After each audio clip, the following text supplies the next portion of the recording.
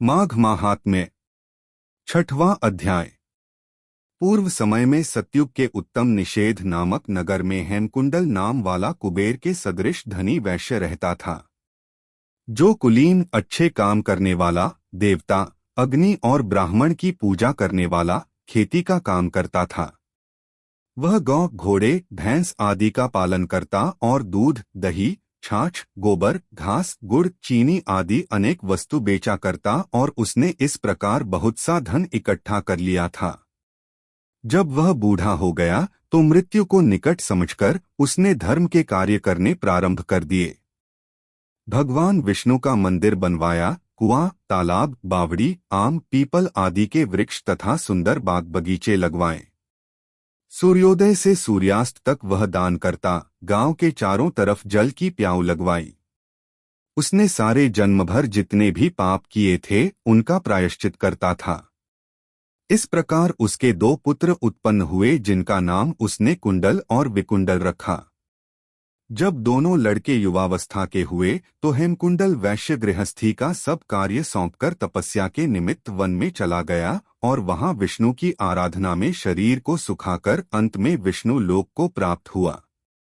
उसके दोनों पुत्र लक्ष्मी के मद को प्राप्त होकर बुरे कर्मों में लग गए।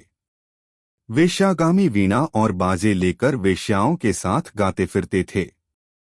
अच्छे सुंदर वस्त्र पहनकर, सुगंधित तेल आदि लगाकर, भांड और खुशामदियों से घिरे हुए हाथी की सवारी और सुंदर घरों में रहते थे।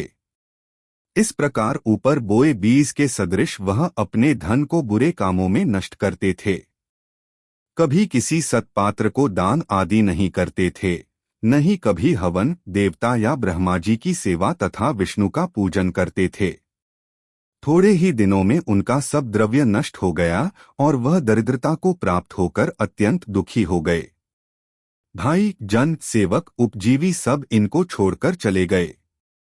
तब इन्होंने चोरी आदि करना आरंभ किया और राजा के भय से नगर को छोड़कर डाकुओं के साथ वन में रहने लगे और वहां अपने तीक्ष्ण बाणों से वन के पक्षी, हिरण आदि पशु तथा हिंसक जीवों को मारकर खाने लगे। एक समय इनमें से एक पर्वत पर गया, जिसको सिंह मारकर खा गया, और दूसरा वन को गया, जो काले सर्प के डसने से मर गया। तब यमराज के दूत उन दोनों को बांधकर यम के पास लाए और कहने लगे कि महाराज, इन दोनों पापियों के लिए क्या आज्ञा है। इस प्रकार छठवां अध्याय संपूर्ण हुआ।